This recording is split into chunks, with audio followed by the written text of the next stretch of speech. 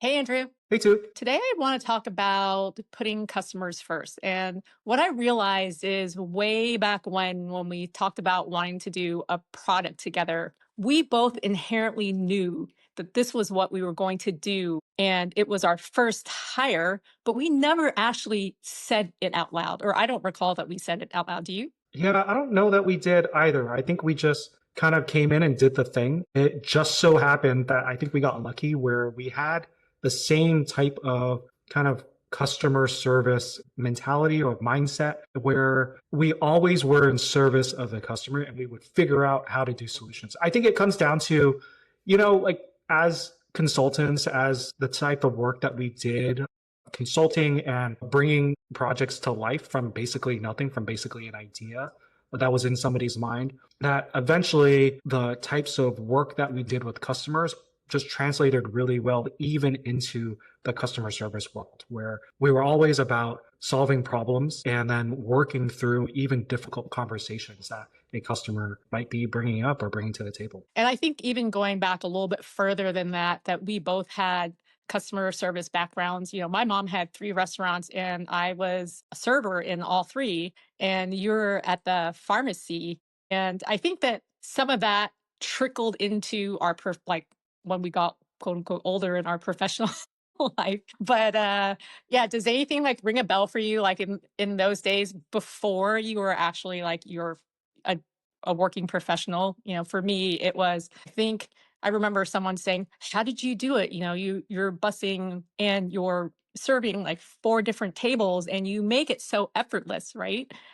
I didn't know it's a skill set I had at the time, but I do remember one of the girls that I worked with mentioning that like she didn't understand how I could just juggle so many things at the same time, be efficient at it also, and just get things done, right? Yeah, totally. When I look back at, the work that I did over time, especially what I did in college as a pharmacy tech. I was a certified pharmacy tech all through college. I was like a chemistry major because, of course, I was supposed to be either a doctor or a pharmacist or something like that, right? And I did something different instead, which was, I went into software. That was a very big disappointment to my parents. But I would say that I really cut my teeth on customer service and how to do it working in the pharmacy. I remember being 18, 19 years old and basically scared to pick up the phone or didn't want to have to pick up the phone and talk to somebody in the pharmacy. Something wasn't happening with the doctor's office where, a customer or a patient is waiting on their prescription and hey, we faxed them already, but they just, didn't get around to it. You just got to pick up and call. We picked up the phone. We called the doctor's office. We said, "Hey, we faxed this thing to you. They're out of their medication. Can you just approve it or get the doctor to take a look at it?" Right. So very quickly, got into any reservations that I had about picking up the phone. Totally cleared after at least a couple of months in the pharmacy there. And then there became situations where working in the pharmacy, you had to go and help a patient, at least the pharmacy that I worked at, which was kind of a small independent pharmacy in Montecito. We went the extra mile to help the patients, basically navigate their insurance. And so I had to learn how to basically pick up the phone on behalf of a patient and help them navigate prior authorization to make sure that they could help or that they could actually get the medications that they were prescribed to them. And it was through that experience, I think, that I learned that, even though, you're serving somebody, they're behind the counter, it's ostensibly a product that goes over the counter to them and into their hand and bag. It was really about problem solving for the customers, helping them navigate, things that you deal with every day, that maybe, this is their first time doing it in general. That brings up a memory that I actually hadn't thought about in years. I cut, does he cut my teeth? Like, what's the phrase? Yeah, Like, cut my good. chops? Something I don't remember. But anyway, so I worked at Kinko's, and the way that the phones used to work there, I worked in the computer department as a designer, right? And it was very formulaic. Like we do business cards, menus, whatever else. But like the phones would ring for the entire store. And if no one on the copying side picked up, then it would ring in the computer service department. And if I'm staying there, I pick it up, right? And I remember this lady being totally fired up over someone doing something to their order. And she gave me an earful. And I basically went and countered with, I know you're frustrated, but yelling at me is not helping you because I didn't actually place the order and I didn't do anything. I'm literally just trying to help you."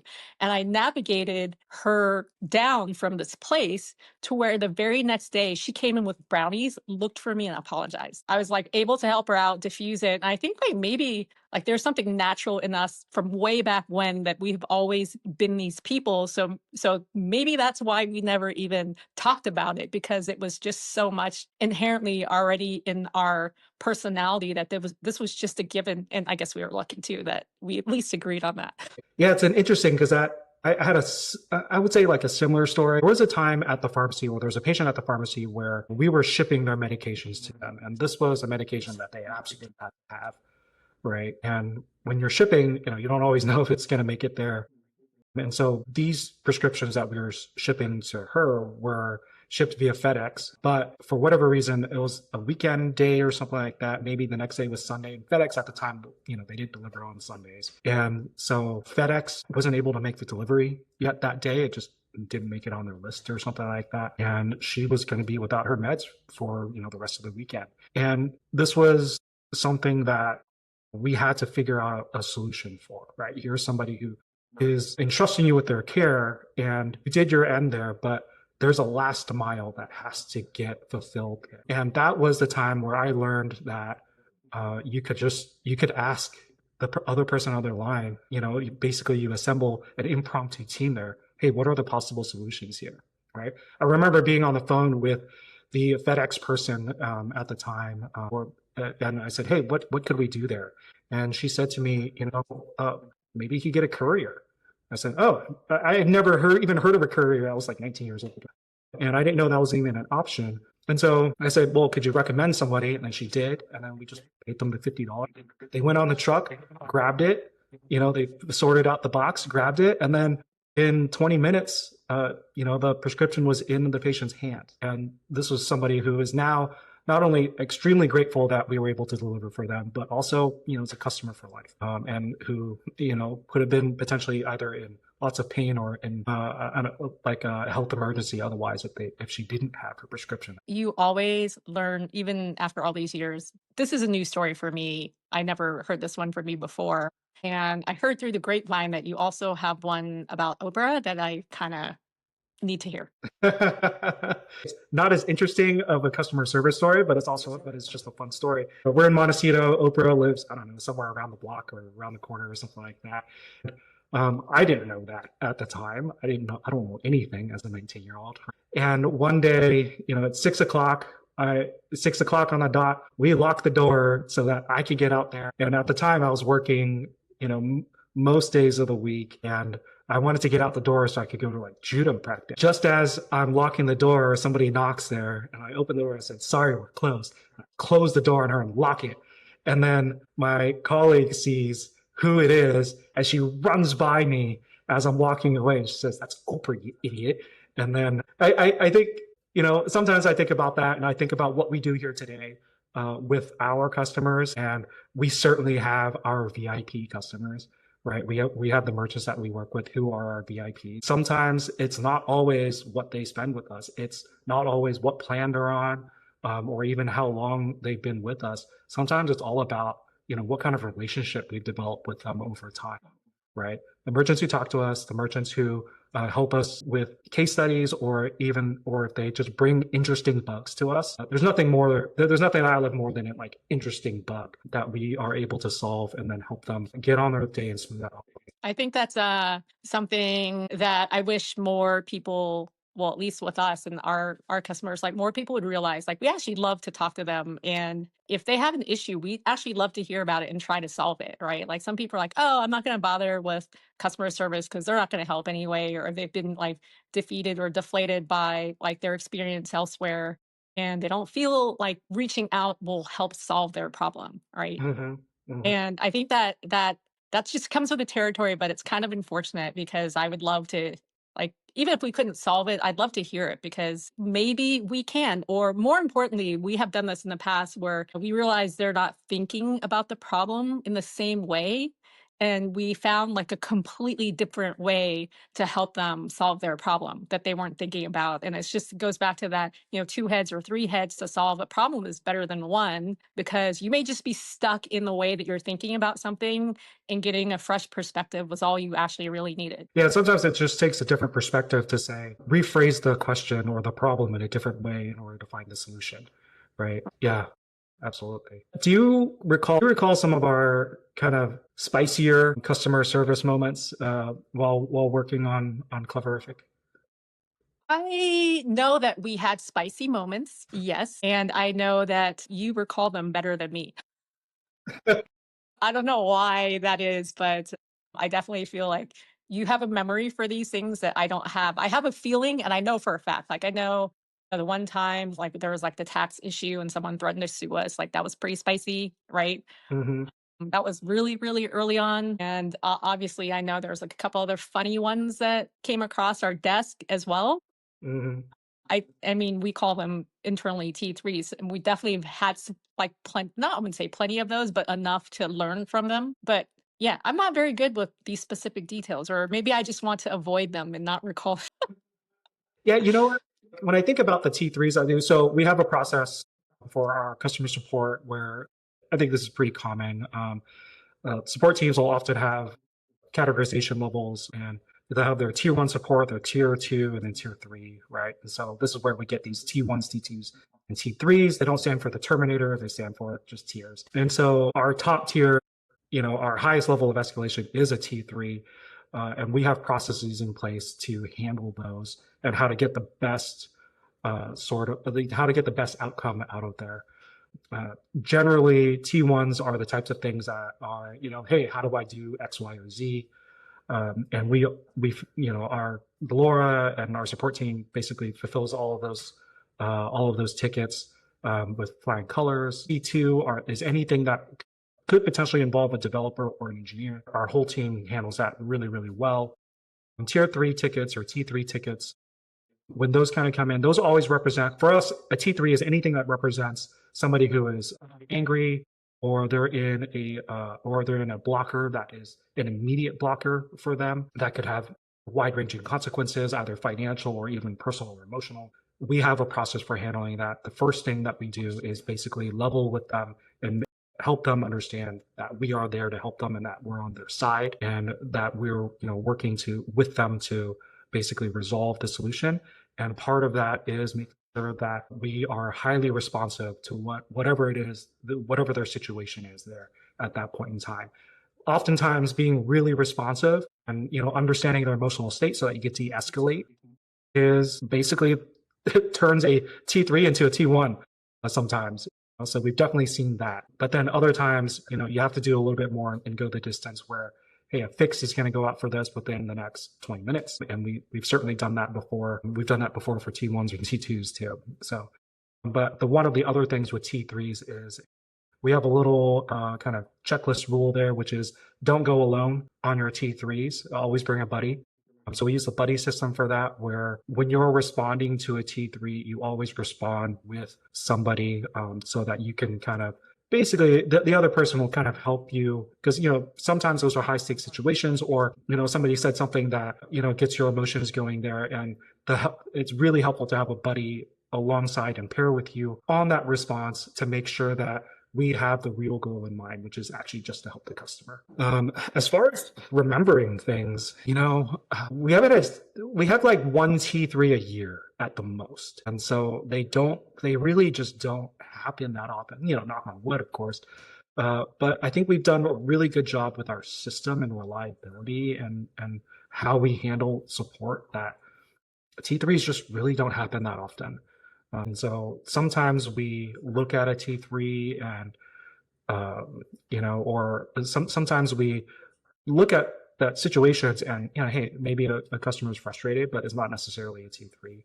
And then sometimes, they are really actual T3s, but sometimes those T3s are really just not about like an emotional state or anything. It's really about, hey, this is a very high priority problem to solve here. I kind of have some crazy stories from the agency days, and some of them were notoriously bad. And when I mean notoriously bad, I have had developers that I have literally had to drive over to their house, make sure one, they weren't sleeping in or they were still alive. Like it was that bad. Like, can you imagine? We have something on a deadline and maybe I don't know how we found how we found some of these people. They were on the team. And at that point in time, I was hired onto this team. So it's not like I picked who I worked with. This is just who I got on this team.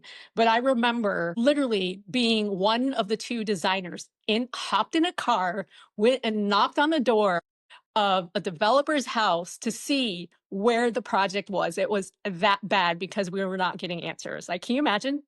That's mortifying. And so what do we do in that case? Well, we quickly try to find a replacement quietly in the background, but internally we try to solve the next problem at hand, which is we still have to deliver something. Can we get it out of this person? Do we have to find like an emergency person like ASAP?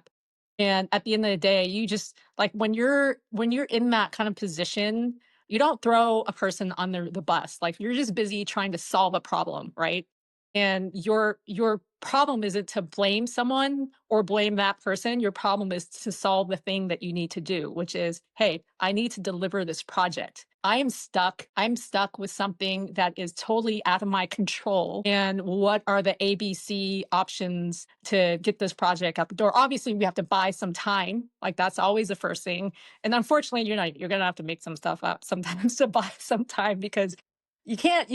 You may want to be us, but there's certain circumstances like I can't find my developer and he slept in or who knows what. Like that's not like that's never a viable excuse. So we can't run out the door with the truth there, right? But that's like the truth, which was WTF. This guy's still asleep. Like I don't even know. I never knew these things like this happened to you, that you basically do a wellness check on a developer. Yeah, that has definitely queue up the things you never thought you'd be doing as a designer in a design firm. Is like go find someone that you have to hunt down for a project. But from that kind of, I think this is where you and I also shine. Like just bringing it back into like Cleverific, which is every business is going to have like some ups and downs, right? And in those times, we know that we need to go solve a problem. And the last thing we want to ever do is point fingers, right? Because that doesn't really solve problems. It's like, hey, what do we need to do to change the trajectory of where we're going now? Because it's not looking good. And how do we solve this? And how do we solve this efficiently and effectively? And, that being said, you still have to learn going back into some of the problems that we also have or some of the things that we're trying to solve. Like you said before, they're not all monetary solutions. Sometimes they're time solutions, or let's say someone comes in, I'm totally pivoting, but pivoting to an actual like just merchant experience here is sometimes, when they come in the door, they ask like a tall ask that we can't deliver, right? And sometimes that ask is super simple and we can deliver it right away. So every single one is different. And depending on the schedule that we have, the time of year, we can solve a problem immediately or we can't solve a problem at all, right? And so where do we find the balance for how we decide that we can solve a problem? I don't think there's like a fixed answer for that one. It just depends on what we're doing when that actual problem comes in. Right. I'm not talking about T3s. I'm just talking about like helping people in general when there's not really a timeline or like stress, if you will, and prioritizing the things that we've already agreed that we're doing versus putting them on pause to help someone out. Right. We do generally have a philosophy behind that, or like a framework for how we work through those types of scenarios. Interesting thing that happens with us is that because we're able to solve problems, sometimes merchants come to us with a particular question, right? Maybe it's about our product, maybe it's about Shopify in general. We'll always answer the question for them, right? Or we'll always work to point them in the right direction. And Laura has taken the torch on this like really, really well and does an amazing job on that. In having learned the platform and learned our app inside and out. And, she of course has worked with us for the past 5 years or so, and that gives her like a really great capability on doing that. But she's carried the torch for us on that, on how we always did that. And an interesting thing that happens when you are actually able to answer questions for merchants where maybe Shopify isn't answering questions or is actively avoiding them on answering questions is that they'll ask you more things, right? And because you can solve problem A, they come back to you with, hey, can you guys solve this problem as well? And sometimes it's completely out of left field where, I have to tell them like, hey, let me point you to another app. Let me refer you to an agency here because, that's not necessarily our wheelhouse, right? And we kind of want to do things in our wheelhouse where we have like the unique capability of doing that. Speaking of unique capability, merchants will come to us with problems. And one of our key kind of framework points here for how we decide whether, we will or might offer a professional service kind of solution for that merchant is whether we're basically uniquely suited to solving that problem for them, right? Is there an insight that that we know that only we can do, right? Because having worked with orders and Shopify for 10 years, slicing and dicing orders, we basically know everything that you could do to an order, everything that you could torture an order to do, and all through all the integrated systems that an order might flow through as well. And so if it's not kind of in that wheelhouse, if it's something that, hey, there's plenty of other agencies that could do that, right? Say like front end development or something like that, then we always refer those out. We only take the things that are completely, in our area of expertise where we're uniquely suited to solve. Speaking of solving problems, it's also, we were talking about, hey, what do we want this business to look like? And when we solve problems, like where do we define like setting boundaries, right? We have been known, and we say this quietly because we don't want to be well known for it, but we have worked nights and weekends on like certain problems for sure. When we know that it's very meaningful and it would be like a big deal to solve it in the time that we need to solve it in, right? And that, no one wants to like advertise for that because no one wants to do it, and we don't want our team to be working nights and weekends too. And that's kind of like the fine line time boundary that we have, where like this week we bug someone on their day off, and we try to do that very, very lightly and the least amount of times as possible, right? Because we all value like the time away from the work, right? I remember not being able to set those boundaries when I was in the agency days, and I would work like 21 days straight. And I'd be a complete ogre to everyone who lived in the house with me, and no one liked me anymore. And that's like the unfortunate truth, to where, my husband was like, you need a day off because you are now not the person that I want to be like hanging around with anymore. And that's like those boundaries where, hey, I recognize that I don't want to be in that situation anymore. In Cleverific, we also try to be very, very mindful of that when we try to like hit a goal for someone, but also be mindful that other people like have lives outside of just work. Yeah, totally. And that comes down to our philosophy that the work is important, but it's important because it enables the life that you want. And we're all like a do what it takes sort of team. But I think everybody's willing to do what it takes because, at the end of the day, those are few and far between, for Right. exceptional cases. And, we really do stick to our 4-day work week promise for the entire thing there. So I think it's something that I'm personally very proud of about how we work. Yeah, I'm pretty proud of it too. And I think like I mentioned this before, but it really shows, because when we ask someone to step up, we don't really get that much friction, right? Because we don't overwork anyone. No one's working 12-hour days, six days a week, right? So when we ask them, like, I wouldn't say like an extra favor, but hey, could you take a look into this if you could? We don't get like feet dragging. One fun thing that we do too is we have this kind of idea of a cool down. It's not just a cool down, a sort of a time frame, but like cool down projects, right? And so, for example, we're doing a bunch of work over the last month or so, getting some big things done for our BFCM and for the engineering team. What we end up doing afterward is we have a number of projects that still all move the ball forward, right? But they're in kind of a completely different area, and they also are kind of lower stakes there. So you get some time to breathe and kind of let your brain recover there. Still at the same time get the stimulation knowing that you're working on something that's actually important. It's not like they're not working on something important at that time. And what this does is that it helps you basically not burn out, right? And so when we manage that workload, I think a lot about like, hey, these are really big, important things we're moving fast here. We're building these things that really matter. And then after that, there's a sense of, like releasing the pressure valve, so to speak, kind of like a short off season or break. You're still working, but it is like kind of a mental break that maybe It's not as demanding or not as high stakes. I would say that, I'm very proud that this sounds odd, but I'm very proud that we prioritize like everyone all at the same time.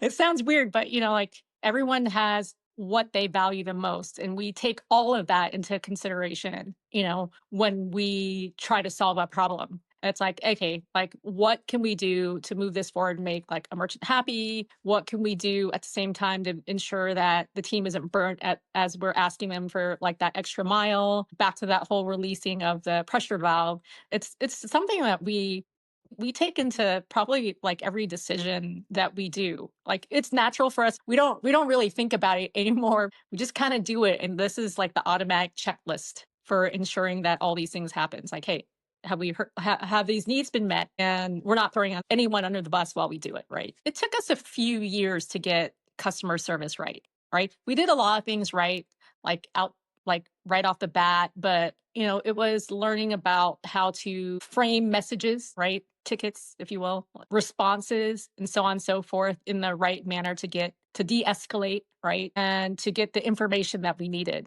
And to be able to, when we were first doing it, we did it. So we didn't have to teach anyone, right? And as we grew, we had to translate this knowledge to someone else who, just because they're in customer service, they don't know your customer service or how we would approach like customer service. And so all of that had to be translated to someone else who, back to what we were saying, we do it naturally. So we didn't realize like how much we had to put down and train someone else, right? And then to train the right person on top of that, or to find the right person on top of that, like took a few years. We did it because we're bootstrapped. At first we tried to like outsource it for a short bit of time and found out like that definitely didn't work. We tried to do some weekend stuff that, when we were transferring information from one team member to another one, didn't really work. And so yeah, I was like trial and error to where we are just a smooth sailing machine right now,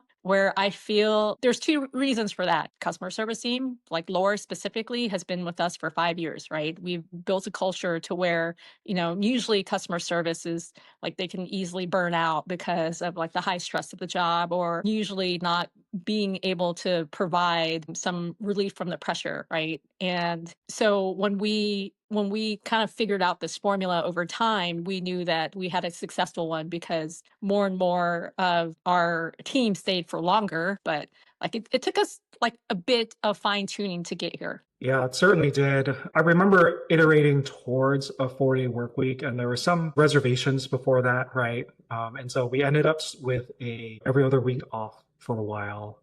And then one day, I think it was a couple of years ago now, we were talking about it. Hey, why not just try a 4-day work week for this summer? We were looking at the number of days, and it turned out, hey, if we did it for the summer, it just adds 3 days. Is that really a big deal? Right. And so we just did it.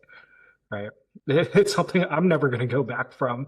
Right. And I think it's one of the reasons why, I think I love the work that we do. And also we have so much longevity in the work that we do, is that we have this really incredibly sustainable lifestyle and pace that we go with. Not to say that we're not ambitious, we're highly ambitious on that, on what we want to get done and how many, the types of merchants that we want to serve.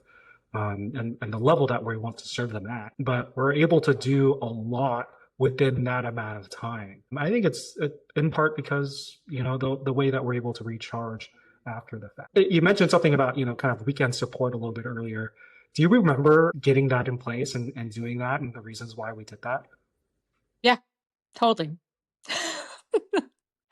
Do you want to do, share it do for you our re- viewing audience? do you remember? I do remember. Okay, so you just want me to get really annoyed right now, is what you're I'm saying. yeah, yeah, I'm teeing up this is less of a softball and more of it's like a rage room thing, So go I'm ahead and swing. I'm only gonna talk about this if you give me a bat and a printer at the same time. Yeah, here you go. So basically, we had to jump through some hoops for like a Shopify certification, and the certification required that we needed 24/7 support. And at the time, the problem with trying to solve for that is not only do you need nights and weekends, but you need like basically when you're sleeping, who's going to do this? So We tried to solve it the best way that we could.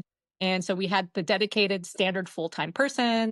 And then we hired out like a phone answering service to do like nighttime hours. And then we had a whole other team on the weekends, which was just pretty much like uh, actually the 4 days, because I 3 days because we were already 4 day like work weeks at that time.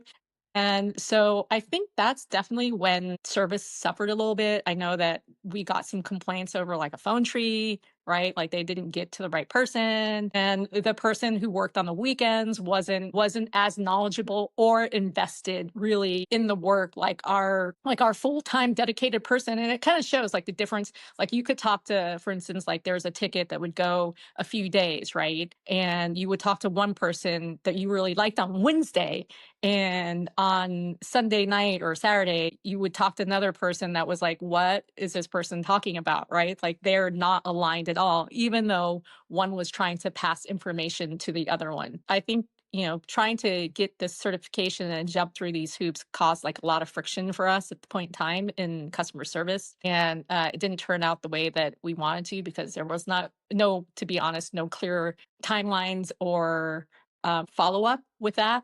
So it was definitely like a wasted effort. And I will have to say that when you're like a bootstrap, things like that hurt and things like that just kind of make you, to be honest, a little bit bitter. What I would say, because people actually ask me this, like, how do you do customer service with the 4 day work week? That's like a question. I don't know if you had that like asked, like I've had that asked, right? And to be honest, like you're just transparent about it because everybody wants a 4 day work week, right? And they understand that people need days off. And we have had no friction about that at all because we're very clear about how we communicate it. We, when we're around, we're spot on with our response time, and they know that we're there. We have customers that are in, like I said, what the UK or Australia. And they have told me that they don't even feel like we're in a different time zone because we're so responsive. And quite frankly, Laura, our head of our team here, deeply cares. And we actually, speaking of trying not to overburden, she couldn't help herself sometimes where she just loves like a merchant so much. She'll just respond on some crazy time. And I'm like, Laura, you can't do that because, you need some time for yourself and you can't set that expectation because we can't fulfill it all the time, right? And so I'd have to actually dissuade her sometimes from responding too quickly and to be able to take some time for herself and to do it during like work hours and just kind of really get people to understand what that rhythm is. Yeah, absolutely. And when it comes down to it, in our support lives there, when we were running support and then even just knowing what the data looks like now, the number of tickets at the end of the day on Friday, Saturday, Sunday are so small because we've built so much reliability into the service and the product itself. Even during BFCM, we've done so much legwork ahead of time. All it really takes for us is to continue on our pager rotation, right? Which we've had since day one. And then just, be able to come in on Monday with all the expectations set there. You yeah, it was unfortunate about that, Shopify certification. I remember the effort that we put into it, that we like cleared all the hurdles and put everything in place. And then, it's just crickets from that Shopify team there. And it turns out, it's not about clearing the hurdles for them. It was about them deciding that they wanted you to have that certification. And it actually didn't matter what hurdles you had to clear in the first place. So that was a really frustrating thing there. But so it goes. We've moved on from that. I think that, going down to a 4 day work week and having those expectations set really clearly with merchants, especially given how well we deliver during our business hours there, it's honestly better than 24/7 support. Yeah. And then I would say, like, after 10 years, I'm probably really proud of the work that, like, I'm proud of a lot of things, but the work that we put into really making, like, customer service and customer success really effective has really shown because we get so little of the types of tickets we used to have at the beginning, right? Like, remember, like, that was like most, like, at a certain time, I almost feel like that was most of our day when we first started, right? Because, like, we got the app in poor shape, right? Hmm. And then there was an amount of time where no one was responding to anyone. Hmm. So we had like this backlog of people that we had to apologize to and dig out of the stuff and then make the app like less and less like buggy from like how it originally was to where it is today. So we don't have like any of the same frictions. And those are nice things to like move off your shoulders and not have to worry about it so that you can solve like we can solve like bigger problems. Yeah, and what's funny about that time is that, those types of problems are almost a two-edged sword for us these days, right? We used to get so many five-star reviews all the time during that time, if you'll recall. And it's because, if there was a problem, we would just solve it and then boom, it was fixed within, 15, 20 minutes or something. And, all of the advice out there about, how do you get five-star reviews in the App Store on Shopify is about, you take a support interaction and you turn it from whatever problem they were having, you turn it into a positive interaction. Then you could ask for the five-star review. Uh, the problem with these days for us is that we get so few of those types of issues that the people who are emailing us for support are just asking questions about the product and Right. if they can do something on it or how would they do this and that and anything we point in the right direction. We get very, very few actual problems. It's also slowed down our five-star review pace. But That's true. at the same time, it's the right way. We'll figure out the five-star review thing later on. It's better to have a very stable product that actually works than have bugs for the sake of getting five-star reviews. Right. Absolutely. Customer service is really like the core of our personalities. Like, I don't think that we're ever going to have a business where we don't take that like as top priority, or we could actually even remove it from our personalities. I don't think that we're those people where it's just so natural that we prioritize this. It's just going to be an unspoken thing that is number one, if not number two, in like the back of our heads. We're really just about helping people.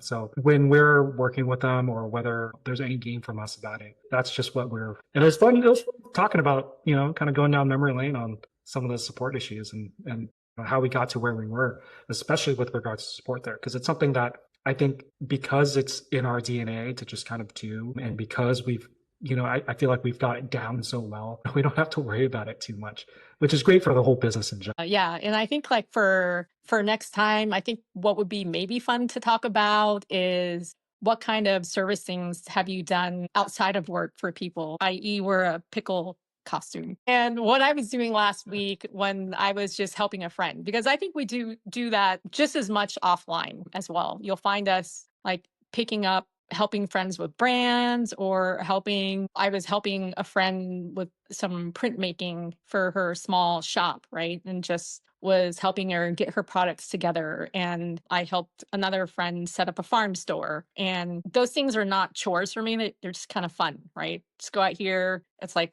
you get to do something with your hands while you getting like basically catch up with a friend, right? Hmm. Hmm. Yeah, totally. That sounds like a fun conversation. Well, too, this was a fun time here. Thanks for hopping on and chatting about this and sharing it with everybody else too. Yeah. Thanks, Andrew. And I'm sure I will see you later. Bye.